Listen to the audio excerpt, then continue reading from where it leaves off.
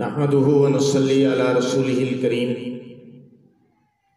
اما بعد فاعوذ بالله من الشيطان الرجيم بسم الله الرحمن الرحيم يا أيها الذين آمنوا كتب عليكم الصيام كما كتب على الذين من قبلكم لعلكم تتقون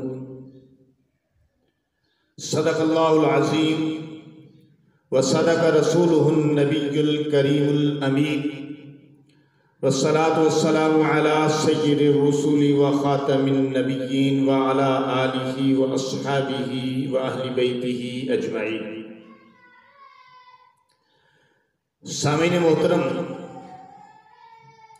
شعبان کا آخر ہے، رمضان المبارک کی آمد ہے اور کرونا وائرس نے پوری طرح اپنے پنجے جما رکھے ہیں۔ نمازوں میں بہت ساری شرائط کے ساتھ مساجد کے اندر نمازیں ادا کی جا رہی ہیں۔ جمعۃ المبارک کو بھی محدود کر دیا گیا ہے اور جمعہ صرف عربی خطبے کے ساتھ پڑھایا جا رہا ہے۔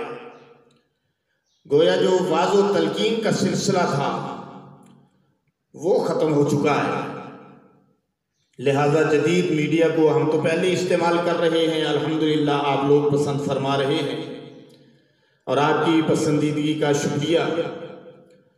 اور میں نے یہ مناسب سمجھا کہ اب مجھے بھی سوشل میڈیا کا سہارا رمضان المبارک کے خاص خطبات کے سلسلے میں اور ترغیبات اور فضائل کے سلسلے میں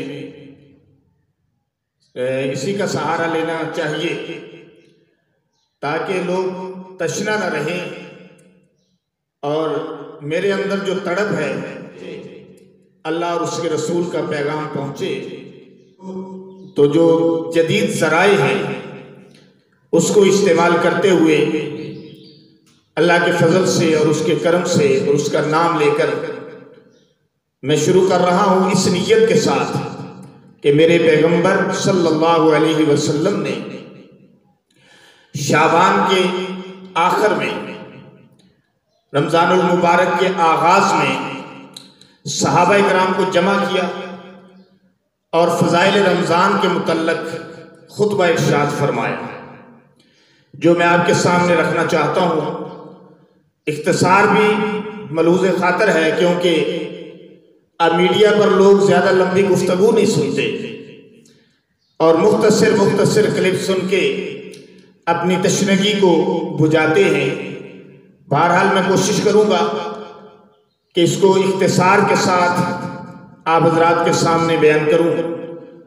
پہلے قرآن مجید کی سورہ بقرہ کی آیت میرے پیش نظر ہے جو میں نے تلاوت کی، یا ایھا الذین آمنوا، اے ایمان والو۔ خطاب کس کو ہے؟ ایمان والو۔ کتب علیکم الصیام، تم پر روزے فرض کیے گئے ہیں، کما کتب علی الذین من قبلکم، جس طرح کہ تم سے پہلی امتوں پر فرض کیے گئے تھے۔ پتہ یہ چلا کہ روزہ صرف امت محمدیہ علیہ السلام پر ہی فرض نہیں ہے، بلکہ روزہ سابقہ امتوں پر بھی فرض تھا، اور یہ ایسی عبادت ہے جو اول سے چلی آ رہی ہے۔ لہذا روزہ جو ہے وہ اس کی تاریخ اس آیت سے پتہ چلی کہ روزہ شروع سے فرض ہے، اور مقصد روزے کا بھی اللہ نے اس میں بیان کر دیا، یا ایھا الذین آمنوا کتب علیکم الصیام کما کتب علی الذین من قبلکم، اے ایمان والو تم پر روزے فرض کیے گئے جس طرح کہ تم سے پہلی امتوں پر فرض کیے گئے تھے، لعلکم تتقون، تاکہ تم پرہیزگار بن سکو۔ تو لعلکم تتقون، بلکہ یہ کہ اس آیت کا آخری حصہ جو ہے وہ روزے کے مقاصد کی طرف رہنمائی کرتا ہے کہ روزے کا مقصد ہمارے اندر تقوی پیدا کرنا ہے، روزے کا مقصد پرہیزگاری پیدا کرنا ہے، روزے کا مقصد ہمارے اندر سے رذائل اخلاق کو نکالنا ہے۔ روزے کا مقصد ہمارے اندر اخلاق کو پیدا کرنا ہے۔ روزہ کا مقصد ہمارے اندر احساس کو پیدا کرنا ہے۔ روزے کا مقصد احساس ذمہ داری کو پیدا کرنا ہے۔ روزے کا مقصد غریبوں کا احساس پیدا کرنا ہے۔ روزے کا مقصد تقویٰ، پرہیزگاری۔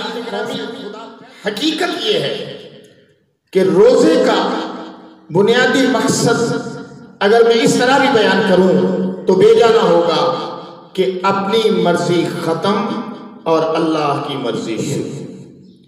کھانا چھوڑ دو، چھوڑ دیا۔ پینا چھوڑ دو، چھوڑ دیا۔ ناپسندیدہ گفتگو چھوڑ دو، چھوڑ دی۔ ناپسندیدہ اعمال افعال چھوڑ دو، چھوڑ دیے۔ اپنی مرضی کو فنا کر دیا اور اپنے آپ کو اللہ کی مرضیات کے حوالے کر دیا۔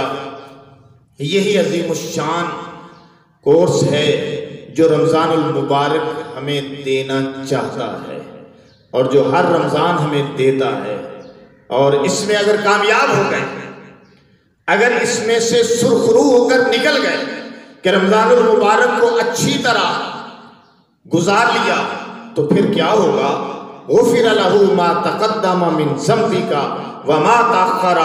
اللہ تعالیٰ تمہارے اگلے پچھلے تمام گناہوں پر قلم پھیر دے۔ دوسری آیت میں آپ کے سامنے رکھنا چاہتا ہوں جس میں روزے کا مفہوم، روزے کی مذہبی تاریخ، روزے کی حقیقت، ایام روزہ کی تجدید اور جس میں روزے کے مقاصد کو بیان کیا گیا ہے۔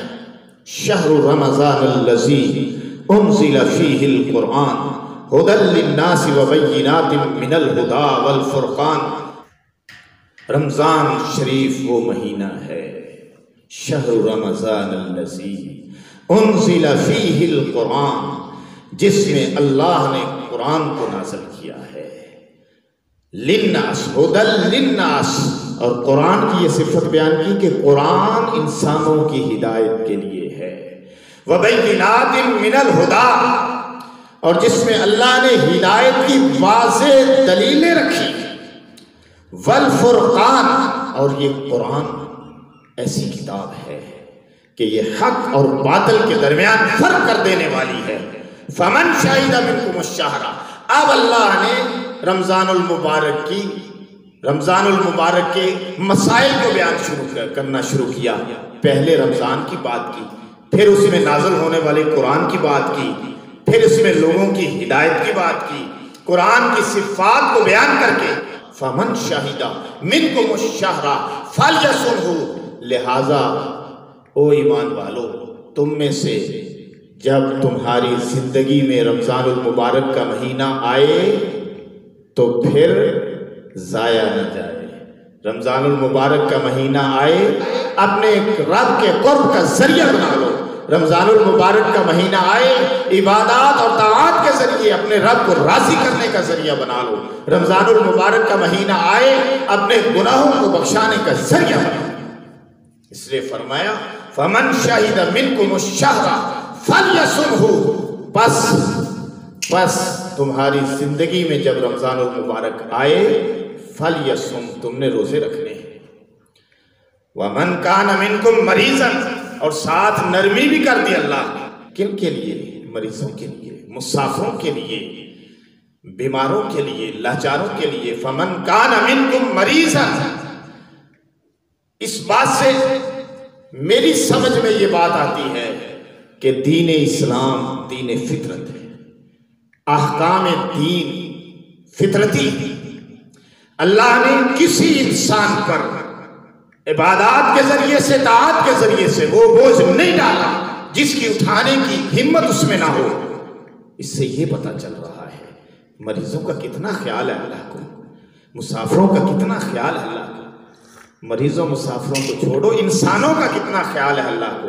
کرو مہربانی تم اہل زمین پر، خدا مہربان ہوگا عرش بری پر۔ فمن کان منکم مریضا، تم میں سے جو کوئی مریض ہو، او علی سفر، یا سفر میں ہو، تو وہ روزوں کو چھوڑ دے، بعد میں قضائی کر لے۔ فعدۃ من ایام اخر، تو بعد میں ان روزوں کو پورا کر لے۔ یرید اللہ بکم الیسرا، اللہ تمہارے ساتھ آسانی چاہتا ہے، ولا یرید بکم العسرا، اللہ تمہارے ساتھ تنگی نہیں چاہتا۔ پتہ چلا کہ دین تنگی کا نام نہیں ہے، دین آسانی کا نام ہے۔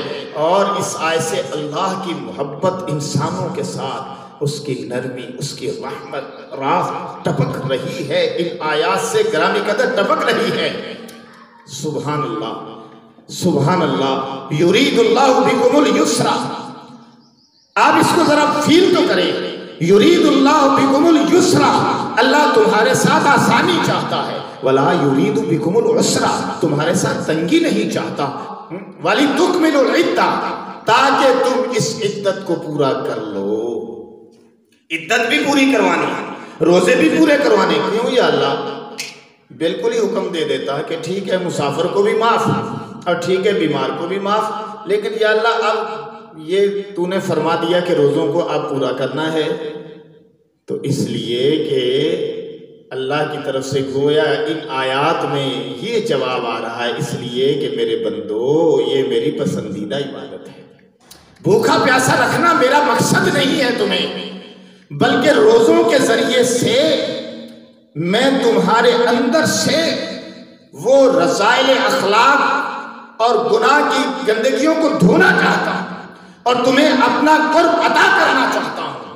مقام بندگی سے جو تم پھسل گئے تھے، میں تمہیں دوبارہ مقام بندگی پہ کھڑا کرنا چاہتا ہوں۔ اس لیے میں چاہتا ہوں کہ وہ جو انتہائی اہم اور میری پسندیدہ عبادت چھوٹ گئی تھی، اتنی پسند ہے، اتنی پسند ہے وہ مجھے عبادت کہ جب تم روزہ رکھتے ہو نا تو تمہارے منہ کی بو جو ہے وہ مجھے مشک عنبر سے بھی زیادہ پسندیدہ ہے۔ اس لیے میں روزے کی جزا خود دوں گا، بلکہ یہاں تک فرما دیا کہ روزہ میرے لیے ہے اور روزے کی جزا میں خود دوں گا۔ آپ اندازہ کریں کہ جس کی جزا اللہ خود فرمائے کہ میں خود عطا کروں گا، اس جزا کے کیا کہنے، اور جنت اور نعمتوں اور دیدار خداوندی کی صورت میں ہمارے جب سامنے آئے گی تو اس جزا کا کیا عالم ہوگا۔ سبحان اللہ، اللہ مجھے اور آپ کو عطا کرے۔ تو یہ ایک موقع ہے جو اللہ رمضان المبارک کے ذریعے سے ہمیں عطا فرما رہے ہیں، گناہوں سے پاک ہونے کا، گناہوں سے صاف ہونے کا، اللہ سے معافی مانگنے کا، اپنے گناہوں کو بخشوانے کا، نیکی پہ آنے کا، اور اپنے اندر سے وہ چیزیں نکال دینے کا جو ہم نے اپنے اندر بھر لی ہیں۔ فَمَنْ كَانَ مِنْكُمْ مَرِيضًا أَوْ عَلَى سَفَرٍ فَعِدَّةٌ مِّنْ أَيَّامٍ أُخَرَ وَلِتُكْمِلُوا الْعِدَّةَ وَلِتُكَبِّرُوا اللَّهَ عَلَى مَا هَدَاكُمْ، اور بعد میں اس عدت کو، اس گنتی کو پورا کر لینا اور اللہ کی تکبیر بیان کرنا، اللہ کی بڑائی بیان کرنا۔ اللہ کیوں؟ اب بڑائی، اب پھر بڑائی، ہاں بڑائی اس لیے بیان کرنا کہ میں نے تمہیں ہدایت دی ہے، لاکھوں کروڑوں انسانوں میں سے میں نے تمہیں چنا ہے اور پھر اپنے نبی کی امت بنایا ہے اور اپنے نبی کے ذریعے تمہیں قرآن عطا کیا ہے جو رہتی دنیا تک سراپا ہدایت ہے، جو ذریعہ ہدایت ہے۔ ہاں اس وَلَعَلَّكُمْ تَشْكُرُونَ، تاکہ تم اس کے شکر گزار بندے بن سکو۔ تو شکر گزار ہونا دراصل بندگی کا ایک بہت بڑا کرینہ ہے کہ بندہ ہمیشہ شکر گزار ہی ہوا کرتا ہے، اور جتنا ہم اس کا شکر ادا کریں گے اتنا ہی اللہ تعالیٰ نعمتوں میں اضافہ کرتے چلے جائیں۔